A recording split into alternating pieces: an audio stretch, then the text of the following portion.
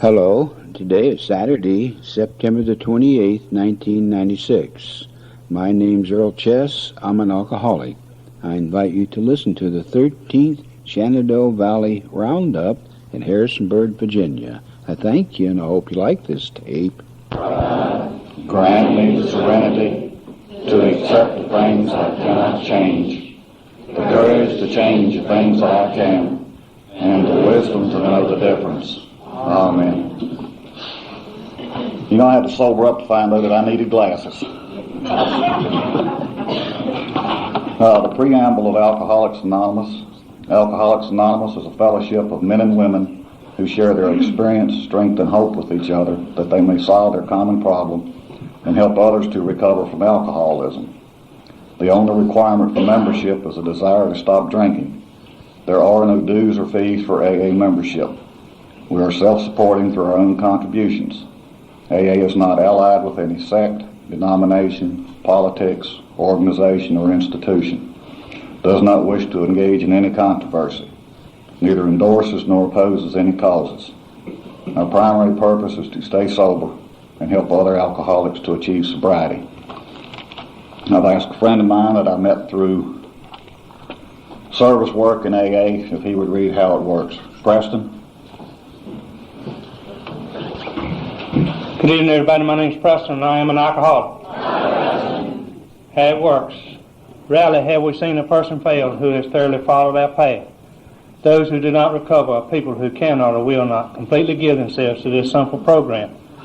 Usually men and women who are constitutionally incapable of being honest with themselves. There are such unfortunates. They are not at fault. They seem to have been born that way. They are naturally incapable of grasping and developing a manner of living which demands rigorous honesty. Their chances are less than average. There are those, too, who suffer from grave emotional and mental disorders, but many of them do recover if they have the capacity to be honest. Our stories disclose in a general way what we used to be like, what happened, and what we are like now. If you have decided you want what we have and are willing to go to any length to get it, then you are ready to take certain steps. And some of these we bought. We thought we could find an easier and softer way, but we could not. With all the earnestness at our command, we beg of you to be fearless and thorough from the very start. Some of us have tried to hold on to our old ideas, and the result was nil until we let go, absolutely. Remember that we deal with alcohol, cunning, baffling, powerful. Without help, it is too much for us, but there is one who has all power. That one is God. May you find him now. Half measures availed us nothing. We stood at the turning point. We asked his protection and care with complete abandon. Here are the steps we took, which are suggested as a program of recovery. 1, we admitted that we were powerless over alcohol, that our lives had become unmanageable. 2, came to believe that a power greater than ourselves could restore us to sanity. 3, made a decision to turn our will and our lives over to the care of God as we understood him. 4, made a searching and fearless moral inventory of ourselves. 5, admitted to God and to ourselves and to another human being the exact nature of our wrongs. 6, were entirely ready to have God remove all these defects of character. 7, humbly asked him to remove our shortcomings. 8, made a list of all persons we had harmed and became willing to make amends to them all. 9, made direct amends to such people wherever possible, except when to do so would injure them or others. 10, continued to take personal inventory, and when we were wrong, promptly admitted it. 11, sought through prayer and meditation to improve our conscious contact with God as we understood him, praying only for knowledge of his will for us and the power to carry that out. 12, having had a spiritual awakening as a result of these steps, we tried to carry this message to the alcoholics and to practice these principles in all our affairs. Many of us exclaimed, "What an order, I can't go through with it." Do not be discouraged. No one among us has been able to maintain anything like perfect adherence to these principles. We are not saints. The point is that we are willing to grow along spiritual lines. The principles we have set down are guides to progress. We claim spiritual progress rather than spiritual perfection. Our description of the alcoholic, the chapter to the agnostic, and our personal adventures before and after make clear 3 pertinent ideas. A, that we were alcoholic and could not manage our own lives. B, that probably no human power could have relieved our alcoholism. See that God could and would if he were sought. Thank you. Thank you. Well, thank you, Preston, and I've asked another person whom I met through AA service work to read the 12 traditions, Rosetta.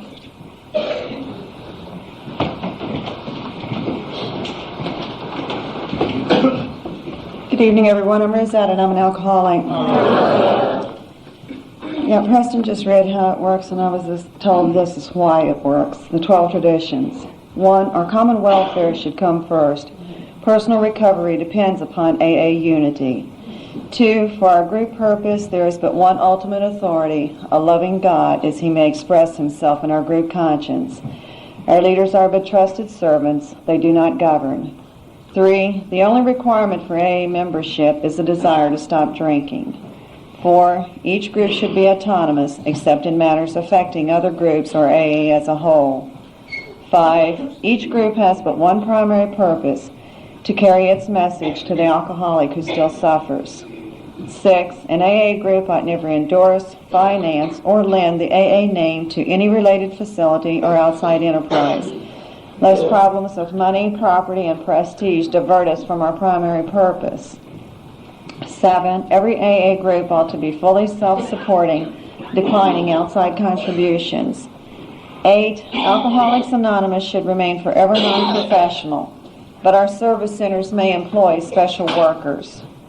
9, AA as such ought never be organized, but we may create service boards or committees directly responsible to those they serve.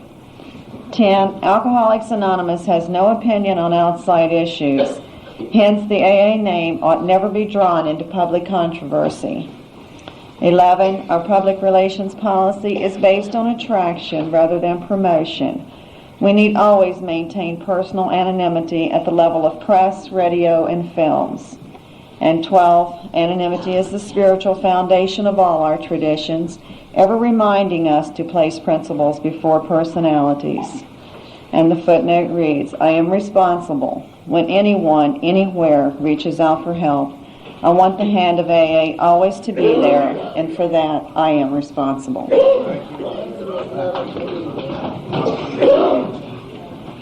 Thank you, Rosetta. When just Jim told me who the chairperson was like yesterday evening, he says, look around, look her up, introduce yourself to her. Well, I looked around, looked her up, and I didn't find her till right before lunch today. We only had a few minutes to talk. I enjoyed talking with the lady. She is from Tarboro, North Carolina. She says she has been here before. Would y'all help me welcome Ann, please?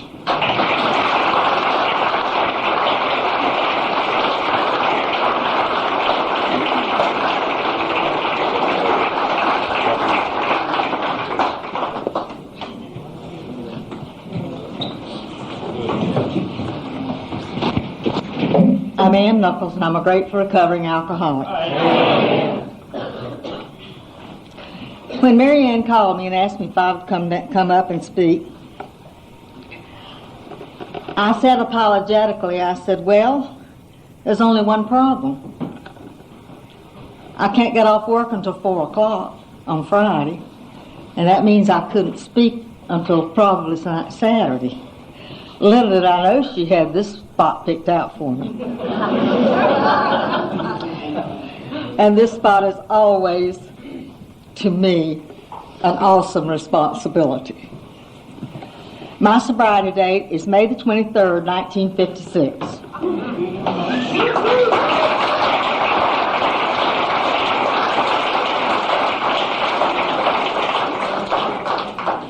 I came to Alcoholics Anonymous when I was 36 years old. And so that your math doesn't get in the way of you hearing what I have to say, I'm 76 years old and proud of it.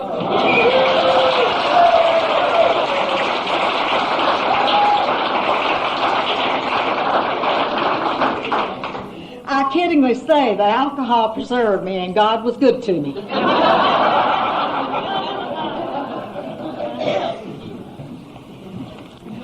My purpose in standing before you tonight is the same purpose that I've had in the 40 years I've been a member of Alcoholics Anonymous.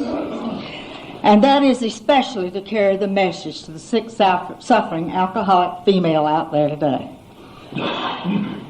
You see, when I came to Alcoholics Anonymous, I didn't want to be here. It wasn't the in thing to do to be an alcoholic female. The man could go out and take a drink, and he could fall down the ditch and he could get dirty.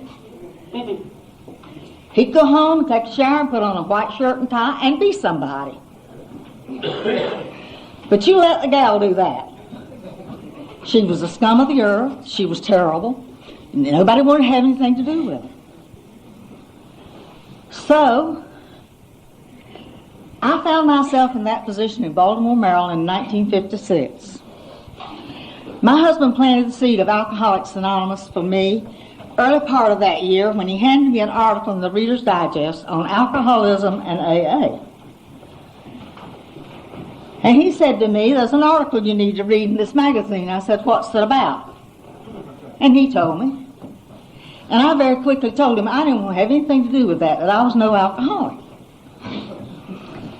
Now,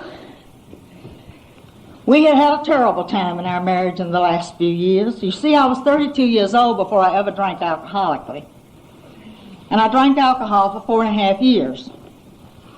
I was a binge drinker for the first 2 years, and for the next 2.5 years, I drank around the clock. This man didn't know what happened to me when I drank alcohol. I went crazy. I did the drinking, and he did the hell raising. You know, it's usually the other way around. The alcoholic usually does it all. But that's not the way it happened with us. He would get real violent. He's blacked my eyes, he's knocked me down, he's done all kinds of things to me.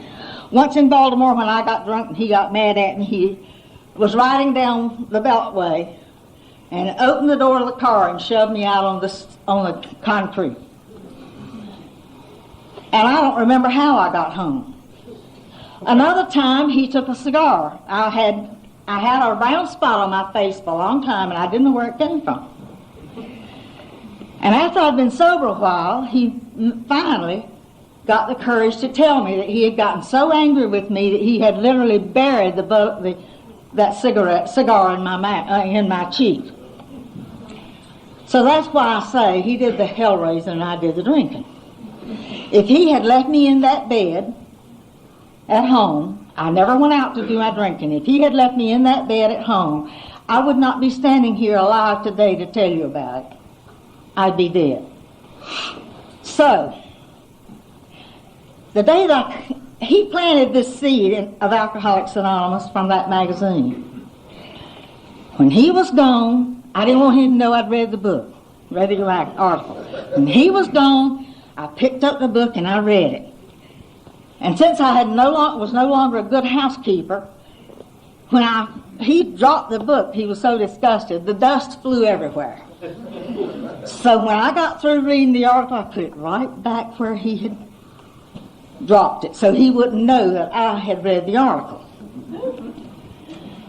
So in the early part of May that year, I drank a fifth of 100 proof J.W. Dant in 4 hours and couldn't pass out.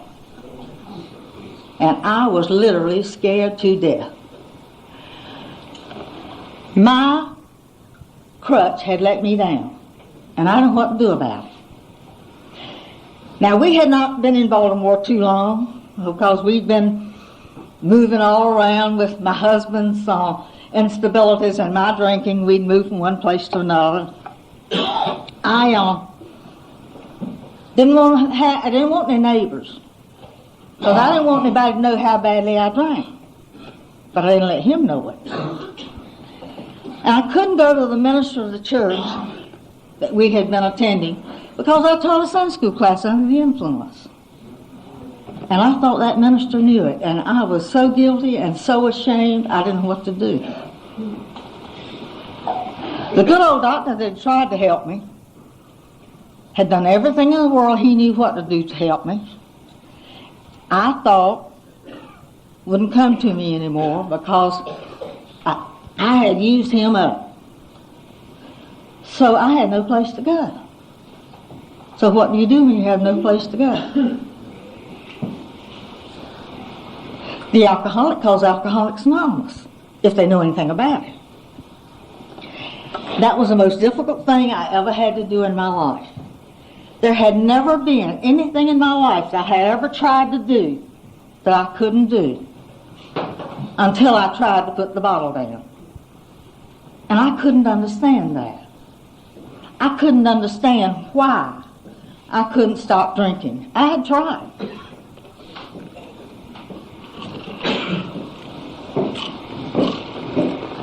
I'm sorry, but I suffer from dry mouth disease, and it's real bad sometimes, especially when I try to talk. But you know, I know today that my higher power was with me all during my drinking. I know that when I got drunk and I drove a car down the highway and was incapable of really driving it, he was driving it. One time, I got ready to leave home, and as sick as I was and as drunk as I was, my husband begged me, please don't go. I was going to leave. I was going to Portsmouth, Virginia to see my mother and my sister. He said, please don't go. And I finally agreed to stay. So he took my bag in, and I stuck it over in one of the rooms we didn't use in the house. And the next evening, I knew I wasn't through drinking. So the next evening, I didn't even unpack the bag. The next evening, I got dinner on the table, got everything all set, everything all ready to go.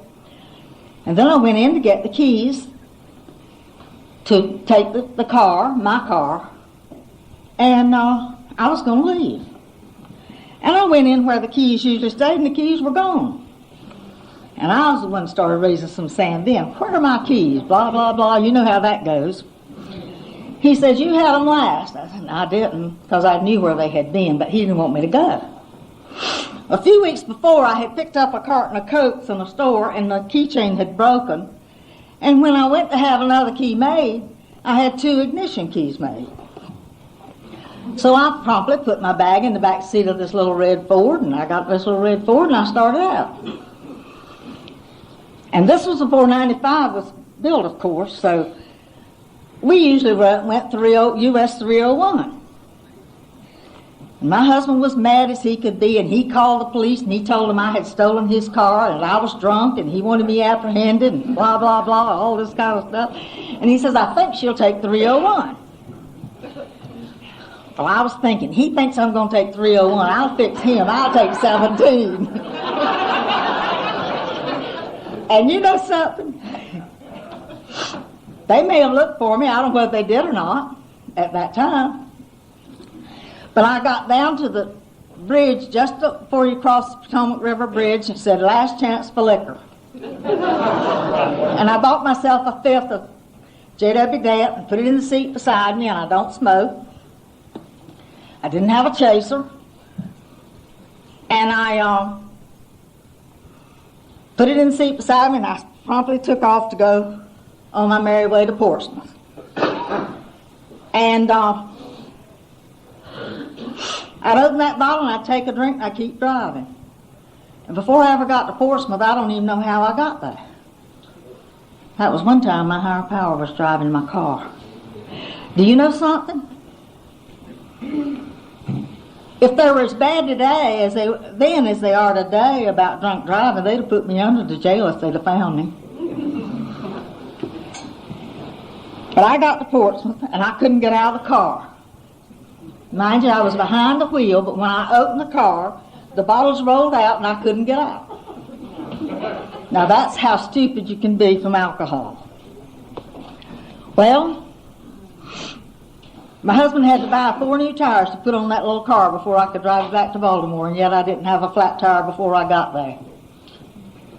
So God was looking out for me. So that day when I called Alcoholics Anonymous, I had no other place to go. And it's my firm belief that we all have to have no other place to go if we're going to be successful when we come to Alcoholics Anonymous. Because if I had anywhere else in the world to go, I would have never called. Well, Margaret came to see me, and she couldn't get another gal to come with her. So she brought her husband. Now Margaret was well-groomed. She looked good. She smelled good. Her hair was combed. And I didn't mind letting her into my home. You should have seen me. The old stale stench of alcohol was coming out of the pores of my skin. You could almost gotten drunk breathing the air around me. And my hair looked like straw. I weighed about 160, 170 pounds. The clothes I had on looked like they were painted on me. I'd been so busy buying booze and other things that I wasn't worried about how I looked or what happened to me. But Margaret sat and she talked to me that night. And she gave me a message of hope. And I promised to go to the meeting at the old Hamilton group in Baltimore. Not the next night, but the following night. I believe it was Thursday night. I'm not sure. At any rate, I went to that meeting. But there's one little short story that comes in there before that. My husband was in sales, and he usually worked until about 9 or 9:30 at night. And he'd been caught many times without any breakfast foods in the house for the children. We had 4. Because I would take half the money he would give me and buy groceries and stick the rest of it in my pocket to buy booze. And that's literally taking the food out of your children's mouths. So, he would call home to see if we had enough for breakfast in the house, enough food. And if it didn't have, he'd pick it up on the way home because he'd been caught many times before and have to go back out in the morning. So, that night, when he called, I answered the phone. Well, now, it depended on who answered the phone, what my condition was. If our daughter answered the phone, I was drunk in bed. If I answered the phone, things were usually pretty good. Well, that night I answered the phone, and when I heard his voice, I started crying. I learned later he thought, my God, what now? And I learned later, when I told him that I'd called Alcoholics Anonymous, that he thought, thank God it's all over. But I stand here to tell you that it was the beginning of the most wonderful journey that has ever happened in my life. Well, I went to that meeting with Margaret, and just think about 40 years ago. There were 50 people in that room at the old Hamilton group in Baltimore. And me, I couldn't look at this group of people and say, there's not anybody here like that. I'm not like anybody here. You see, my higher power saw that I went to a meeting where there were more people so that that one thing could be eliminated. Well, I went to the meeting and I enjoyed it, and I still had this old stale stench of alcohol, and I still wasn't dressed right, and I still looked terrible, you can imagine. I've often said we should take pictures of the gals when they come in, and then a picture after they get sober. I sure am glad nobody took a picture of me that night. I'm telling you. But you know, I couldn't figure it out. These people put their arm around me, they said, we love you. We'll do anything we can for you. And in my sick mind, I thought, what do they want from me? Because you see, I couldn't contemplate, I couldn't understand anything about this program at that time. Well, I went to meetings for 3 weeks and got mad one night and promptly drank, remember whether it was a half a pint of J.W. Damp underneath the false floor of the kitchen sink. Now, Ken and I had tried to get everything out of the house because I was the kind of gal that could stash it anywhere in the world, and if he turned his head, I could get drunk. I had these little cheese glasses, and I had a cheese glass full underneath an aluminum tumbler up over the stove in the kitchen cabinet. I had one behind the dishes in the china closet. I always had one behind the radiators in another room. I had one underneath a slip cover in a chair, on the back of a chair. I had it so I could get my fingers on it any old time. And one of my good spots was I saved Peter Pan peanut butter jars. And I cleaned the inside out and left the label on. And I'd come home with a bottle while he was gone, and I'd fill up these 3 or 4 peanut butter jars and slide them in the back of the cabinet, then have 3 or 4 peanut butter jars in front of them. And he used to call it his Al-Anon fit, but he'd go into his Al-Anon fit, and he'd start looking for my booze, and he would try to, it looked like he'd try to yank the cabinet doors off looking for it, and he'd look right over it. He couldn't figure out what in the world was happening. When we were trying to clear out everything, I found enough hidden to get for another good drunk. But we didn't get about half a pint. So that night, I went in after everybody was seated at the table for dinner. I went in and I drank half of it. And my husband, not expecting anything, went on to work. And when he left, I went in and finished up that half a pint. And while my 2 girls got the dishes done, I went in and grabbed my old drinking coat that I could put a pint in each pocket and waddled down the street and think that I'm fooling everybody, and I'm not fooling anybody but me. And I grabbed that old big drinking coat, and I went down to the corner and I bought myself a pint of gin. And what did I do that for? That was the worst one I ever had, let me tell you. And that was the time when my life hung in the balance. The good old Dr. Casey, that had been, I got a tiny bit ahead of my story there. I realized after I started the drinking that my husband would get home before my sister could come for me from Portsmouth, Virginia. So I called my sponsor and I told her, I said, Margaret, I've been drinking and my sister's coming from Portsmouth, but Ken's going to get home before she can get here. And if he finds me, he's liable to kill me. Will you please come and take me to a hotel? So she didn't say she would or wouldn't. She said, I'll be there. So here I am again, and with no place to go. I grabbed my old drinking coat, and I put my pajamas in one pocket and my toothbrush and toothpaste in the other, and I'm standing by the front door just waiting for the car to pull up. And when the car pulls up, I run out the front door. I don't tell anybody where I'm going or anything that's going on. I had given my sister Margaret's phone number so Margaret would know where I was. I got in the car, and Margaret was not there. It was her husband, Ivan. He says, Margaret says I should take you to a home for alcoholic women. Oh. And I said, who, me? Well, I'm in a place where I have no other place to go. So I have to do it again. Have to do something I didn't want to do. But I know today that my higher power is looking out for me there too, because they might never have found me if they'd taken me any other place. The next morning I was so resentful at my husband I couldn't stand it. I wouldn't walk on the street beside him. I wouldn't get in the car beside him. My sister sat in the front seat with him. And that was the night that my life hung in the balance. Good old Dr. Casey, that had done everything in the world he knew to do for me, told my husband to put me in Spring Grove and lock the door and throw away the key.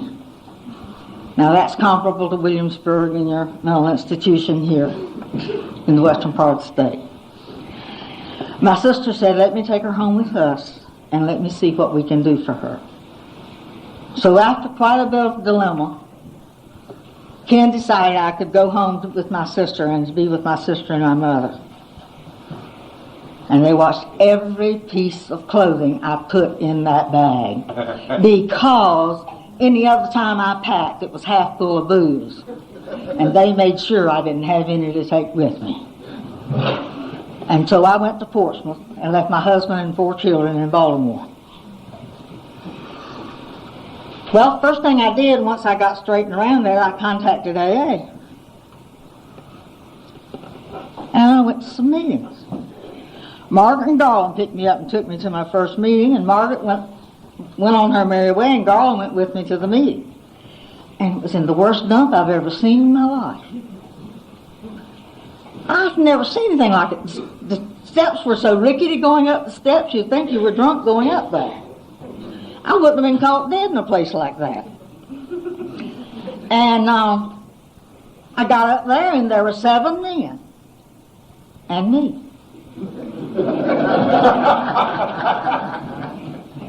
And these old men had gone home from work, washed their hands, facing hands, and sit down and had dinner, sit in the chair and rested a few minutes, and then got up and come to the meeting in their work clothes.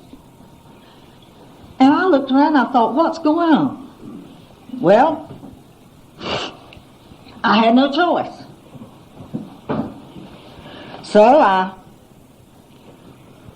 started going to some meetings. These fellows were good to me. They and their wives would come and pick me up. And I was there a while, and Ken called one day and wanted to know how I was doing. And I'm just as belligerent as I can be. How do you think I'm doing away from you and the children? Just, you know how you're thinking and feeling at that kind of state. And before anything else could be said, I said, when can I come home? And what did I ask that for? He says, we're doing fine without you, we don't want you, and we don't know whether you'll ever come home or not.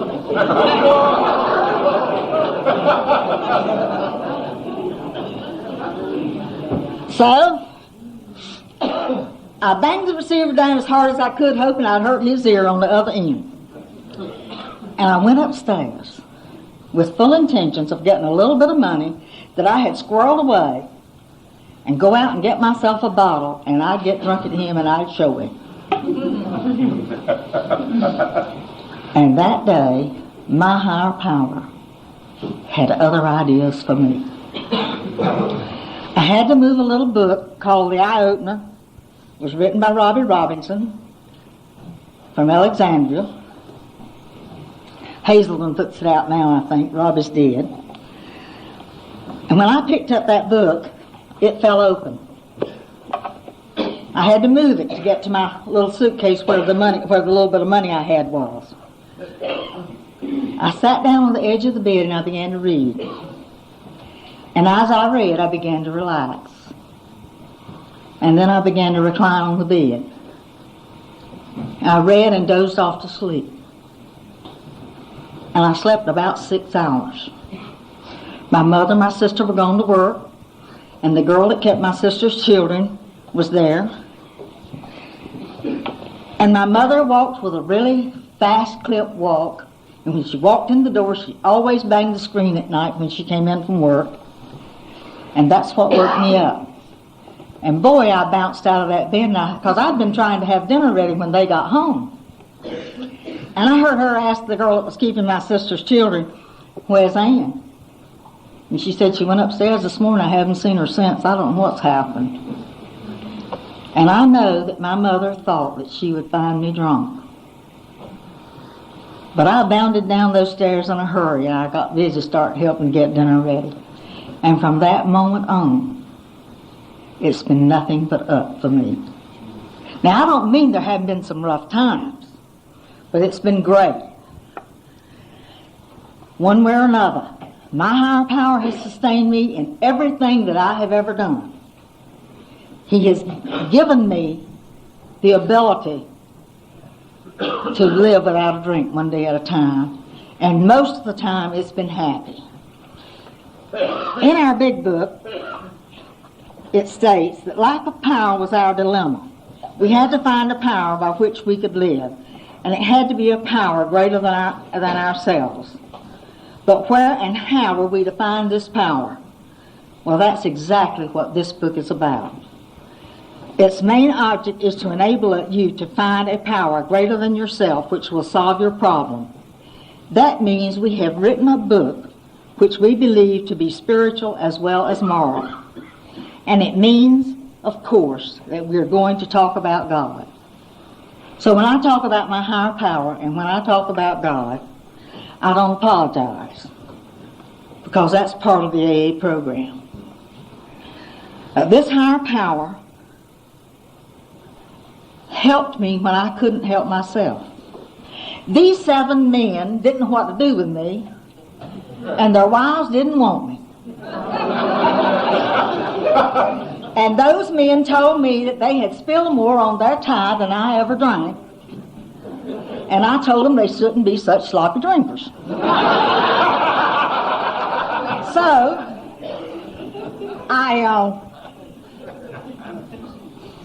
they used me for the door opener on 12-step calls. what would happen, Earl would call me and he'd say, Ann, can you go with me? I'd say, Earl, what am I going to do? He said, you're going to go with me on 12-step call. I said, I don't know anything about that. He said, well, you're going. So Earl would come and get me. By this time, my husband and children had moved to Portsmouth because he had decided that if I was going to try to stay sober, that it would be better among family and friends, and so they moved to Portsmouth. And my husband would come and he would see Earl and I off on 12-step call, and he never knew when we were going to get back. And sometimes the neighbors even talked, I'm sure. Because here I am, he's an old man, so I thought at that time, and here's a young gal, and we go out and they don't see us for 4 or 5 hours. Well, we go and Earl go with me, and he tried to knock on the door, and the lady didn't answer the door. He tried the door. And if the door would open, he opened the door and shoved me in. I have found ladies in all types of situations. All types. I found them in the nude, crumpled in the middle of the floor. I found them in a tub. It's one thing all the alcoholic women I ever worked with had, though, they had dirty feet. I don't know why, but I guess they couldn't get down to their feet to wash them. But you know, that gal I found that was in the nude, I picked her up, covered her up, got her in a position so Earl could come in, and he got her up and put her on, laid her on the sofa, and we left her a note telling her we'd been and that we'd be back when she was capable of listening to us. See, I didn't want any other alcoholic gal to come into AA and be the only one. I don't know how I do know too, my higher power sustained me. My higher power helped keep me going. And this went on and on and on. And then these men decided I should be their DCM. And I didn't know what a DCM, decided I should be their GSR. And I didn't know what a GSR was. And I told them I couldn't do it. And they said, you will. You know what happens. You got a bunch of fellows around and they don't want to do the work, and they found somebody they think they can get to do the work, and they're going to get them to do it. So I became their GSR, and they told me I had to go to Richmond on a Saturday. I said, I can't go to Richmond. I got 4 children at home. But I went. And things kept on going along. I'm staying sober. I don't know anything about the 12 steps. They haven't said anything about a big book. You know what they did, and you know what their meetings consisted of? 2 30-minute drunkalogs. And I heard stuff that I didn't even know existed. I'll tell you, I just couldn't get over what was going on. I accused them of trying to see which one could lie the most. And I'm sure it was true, but still I was not aware of these things that ever happened. Well, about the time I became the GSR and began to meet some people that first place I went was the Nolan Group in Newport News. And I found a little bit more out about how to conduct a meeting and without it being a drunkalog all the time, and how to have discussion groups and stuff, and so we began to talk about it. And during this time, I moved on up, and I became a DCM, and we started a discussion group in Churchland, Jimmy Williams and I. And poor Jimmy Williams and I sat there in that church. The minister asked us to start the group for a couple that were drinking that needed AA, he thought, real bad. And I think that one of them attended one meeting. You know how that goes. But you know what? It helped the rest of us. And so from that discussion group, we'd added a big book group, a 12 and 12. I began to find out about steps. I began to find out a little bit about living. It just wasn't going to meetings. Well, somewhere along this time, these men were deciding when and where I should go to meetings. There were 6 meetings in the Tidewater area at that time. And it was hard to get to a meeting. So I had to go when somebody would pick me up and take me. And my husband would meet me at the meeting and he'd take me home. So we were in bad straits financially. I won't go into that. But I calmly said to my husband one day, I need transportation. And it was so far-fetched that he didn't even answer me. He didn't even act like he didn't even hear it. Because we were doing well to put food on the table, and I was making all the clothes the 3 girls and I were wearing. And we were just pinching pennies. Well, about a month later, 3 weeks to a month later, he came home one day and he said, I bought a car for you today. I said, you're crazy. Well, he said, come on, let's go get it. It had a motor and 4 wheels. He paid $75 for the car, $25 down and $25 for the next 2 months. And let me tell you, at that time it wasn't dangerous for a gal to be out on the street by herself at night. I stayed on the main thoroughfares. I carried dimes to make a phone call, and I always had $2 or $3 in my pocket so I could catch a bus or get a cab if anything happened to the car. And that little car never broke down on me one time. And later on I got a little better car. I got a little better car as time went on. And I by this time, I'm sort of equating my sobriety to the type of car I'm driving. I had some gals, I had 12 steps, and I had found a doctor that would help me get gals that needed to get into the hospital for alcoholism and something different than alcoholism. You know, at that time you had to put them in the hospital for something else, gastritis or whatever. And this good old doctor in Portsmouth really helped me a whole lot. And there were enough gals that were dry that could go to meetings. And their husbands didn't want them to go to meetings in their car. It was such a small town, and the meetings were so small that one man I know in particular was in business, and he was afraid that if his car was seen parked near the AA meeting, they'd think he was going to the AA meeting. And they gave all kinds of excuses for these gals not to go in their cars. So here goes my little car, trudging along, picking up 2 or 3 girls at the time, and we'd go into meetings. And we went all over Tidewater. And it was great. And things began to work. As I worked with these other women, it helped me. If none of them ever got sober, it helped me to stay sober. It was wonderful.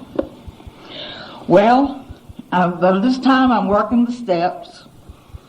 I'm really getting the things in my life.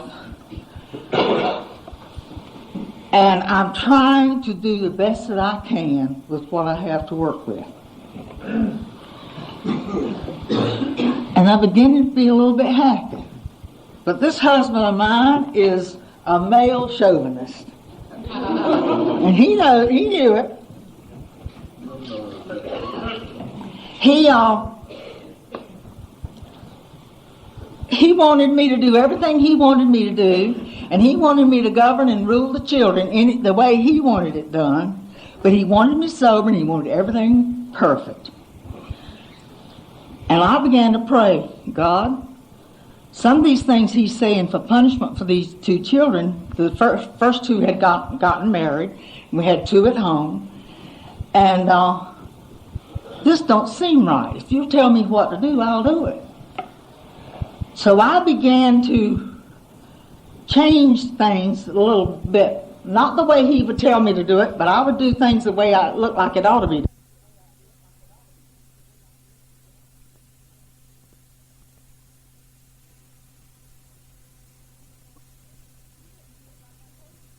do it like I told you to do it.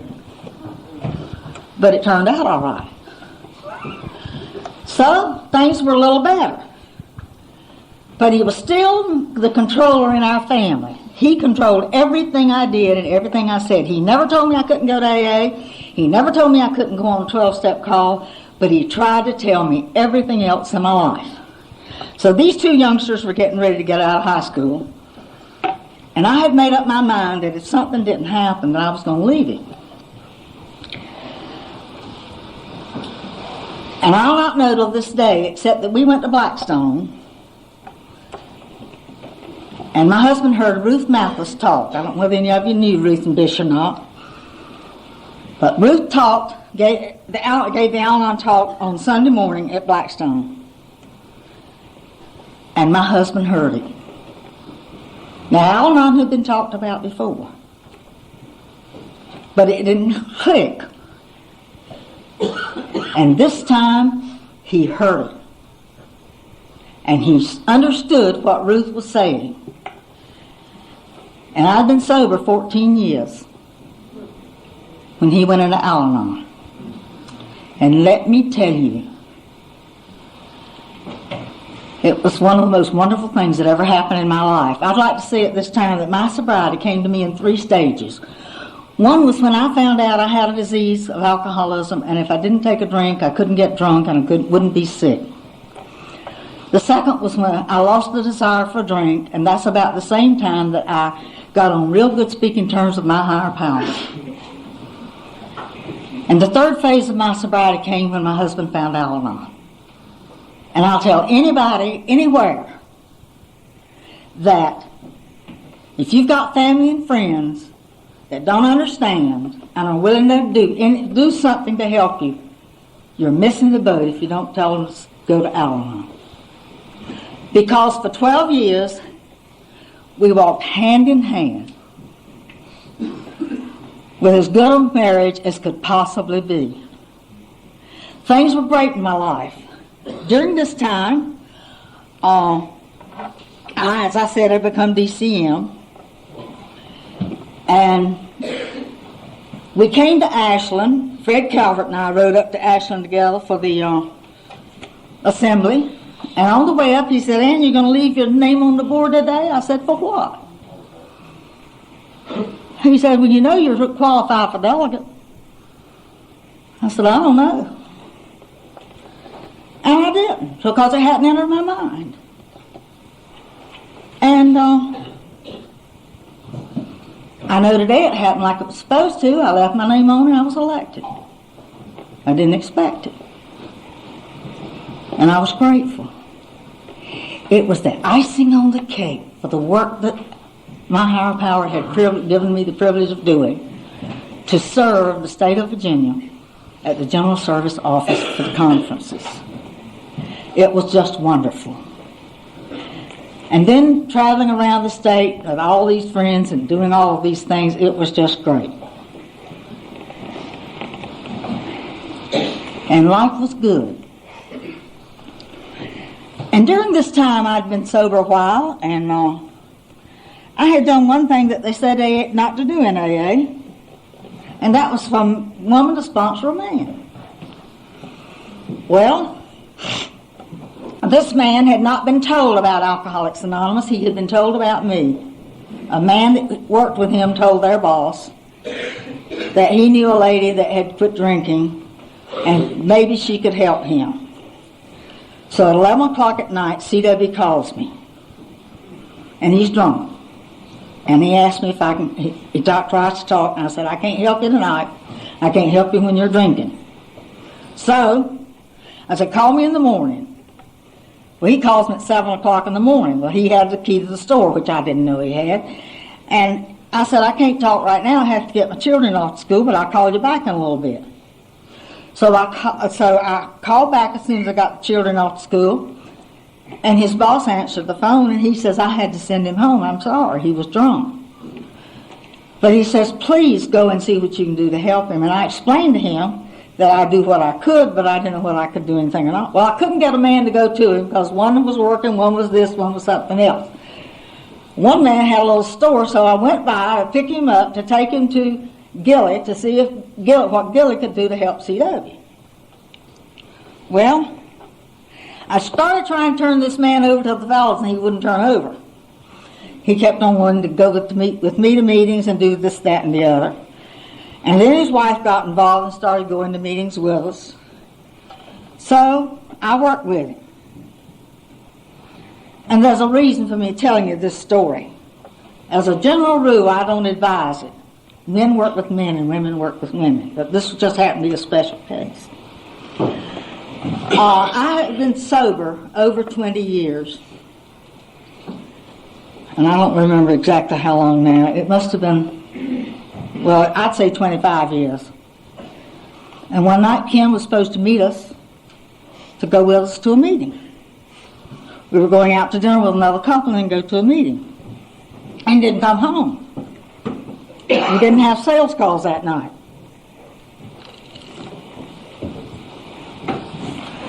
He had been going to the psychiatrist. He'd been real depressed. So I called one of the girls, and I told her her dad was not home and this was unusual.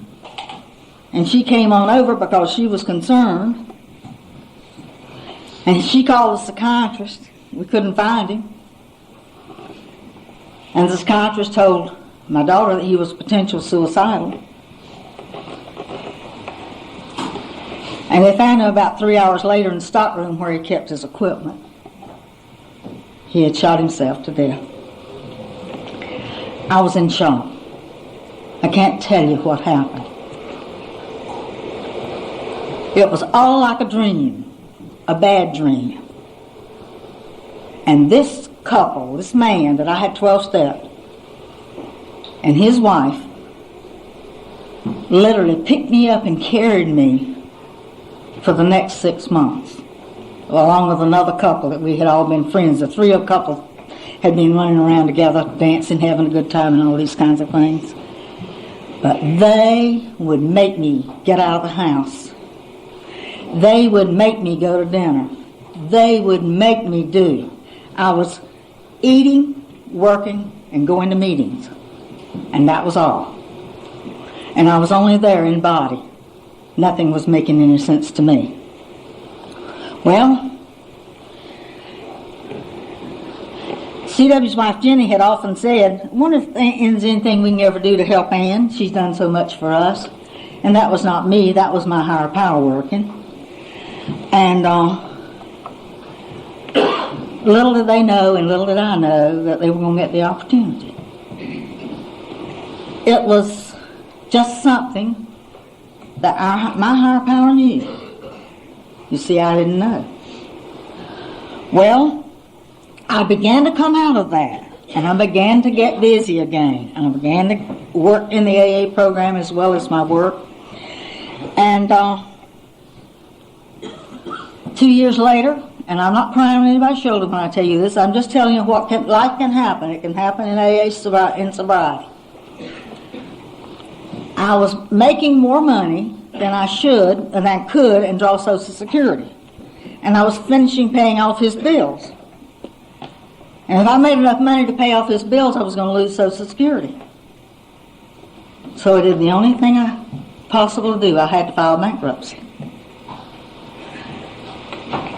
And if you're raised in my day and age, it was the greatest disgrace in the world to file bankruptcy. And I almost had a nervous breakdown over that. It nearly drove me nuts. But I did it, and it worked. Everything worked out all right. But it was really very, very hard.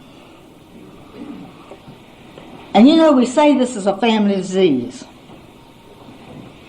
Alcoholism affects the whole family.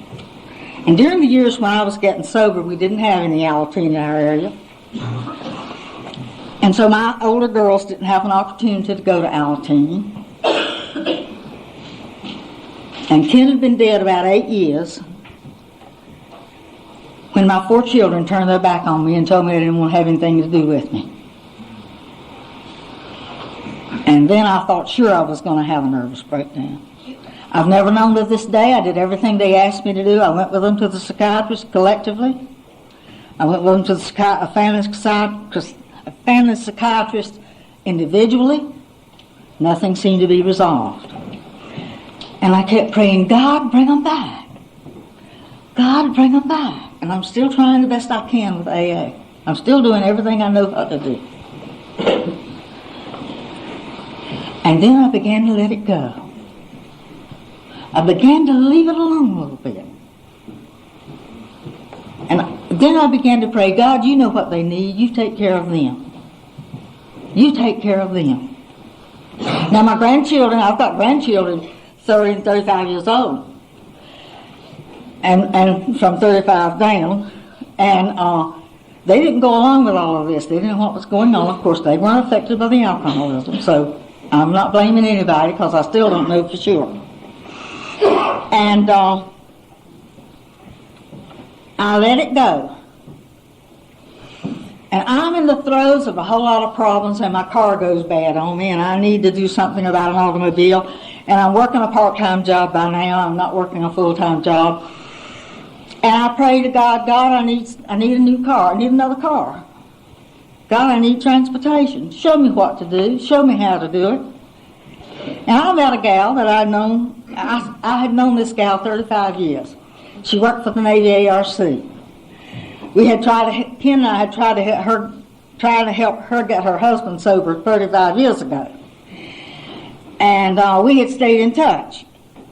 She had divorced this man, and she remarried somebody else, and she was working at the Navy ARC, and she went down to Tarboro, North Carolina, to work at the Mary Frances Center. She's the CEO. So, I didn't know what was happening, and I didn't know how things were going on, and so I got a phone call from her Labor Day, the week before Labor Day, a year ago. And she says, Ann, I want you to come down and look at our facility. I think I have something you'll be interested in. And she said, please don't tell me no, just come. So I went down, and I looked it over, and they have a real nice program there now. It's 100 women for long-term treatment for alcohol and drugs. And there are prisoners, Department of Corrections. And it's minimum security, no people there that are violent. And I looked at this thing and I couldn't figure out what was going on. I liked what I saw. And I told Pat, I said, I'll call you back. I'll let you know something. So I went home and I prayed about it and I thought about it. I said, God, you give me the answer. In 3 weeks, and I still didn't have an answer. One night out of the clear blue sky, the thought came to me, and your best efforts have always been to help the sick, suffering alcoholic gal. Do it. It was just like somebody told me to. Now, I'm not a counselor, don't get excited. I'm getting paid for the first time in my life for something I volunteered to do for 40 years. I'm 12-stepping the gals in that treatment center. I take them out to meetings, do everything I can for them. I follow up after they leave there, and it's great. It's just right up my alley. Well, I got down there, and things are going okay, and I finally got me another car, and everything's doing fine. Now, remember I told you I'd let my children go? So the week before the storm Bertha, on a Thursday night, in the middle of the night, I'm awakened by thoughts in my own mind. And the thought was, call Debbie. Debbie's my 48-year-old girl. She lives in Havelock. Friday morning I called her. And I said to her, I said, Debbie, how are you doing? She said, Mama, what'd you call me for? She said, I've been thinking about you. I've been wanting to call you. I said, well, I called to see if you and Johnny were going to be busy Sunday. I'd like to take you out to dinner if you're not going to be busy. She said, we'd love to. So we talked because they had moved away from us. She'd lost some contact with some of the family. She asked a lot of questions and what have you. We visited a little bit on the telephone, and before we hung up, she said, "Mom, why don't you come and spend Saturday night?" So I drove down on Saturday afternoon. We went out to dinner on Saturday night. We went out to dinner on Sunday. It's just as if nothing had ever happened. I don't know what it was. I don't know how it's going. The other three are still out there. But this gal, it just like nothing had ever happened. The following week, Bertha came along. And I'm in a building with 10 girls, and the rest of the other 90 women are up in a big building. So they moved all of us up there during the storm. And they moved us so quickly that I didn't have time to call even my family to let them know where we'd be. So when we got back down to the building where we were the next day, there was a message on my machine from Debbie. "Mother, we're doing fine. We're going to stay at home. But they tell us we're going to lose electricity and phone, but I wanted to let you know we were okay." So on Saturday, I tried to get her all day and couldn't. I called her. I finally got her about 7 o'clock. She said, "How'd you know to call me at this time?"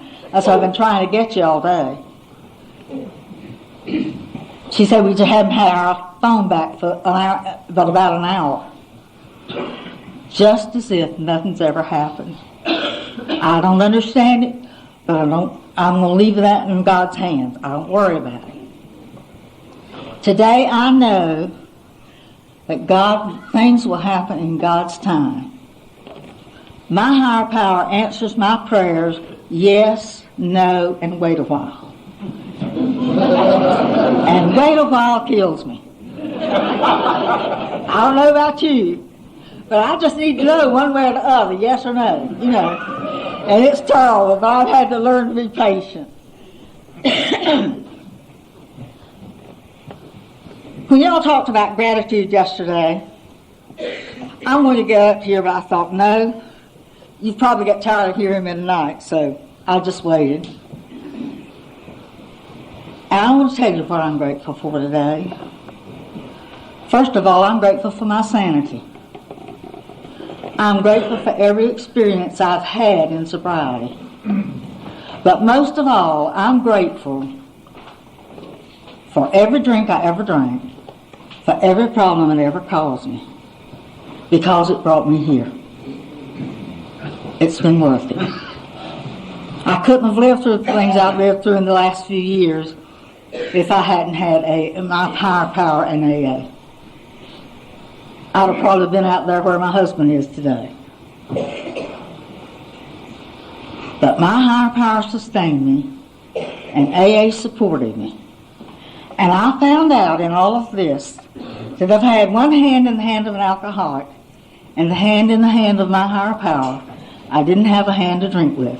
And I'd like to say to you, may God bless you. But I see He already has. Thank you.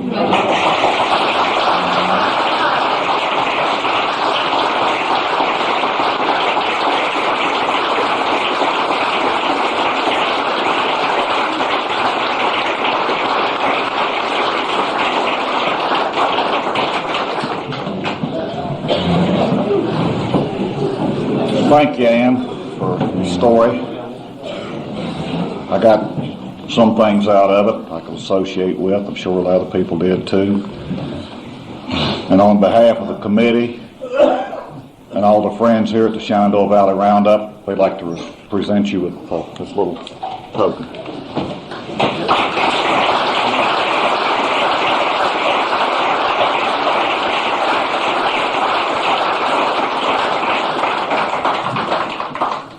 I guess the big book at Mike 1 is still going around for people to sign for the young lady.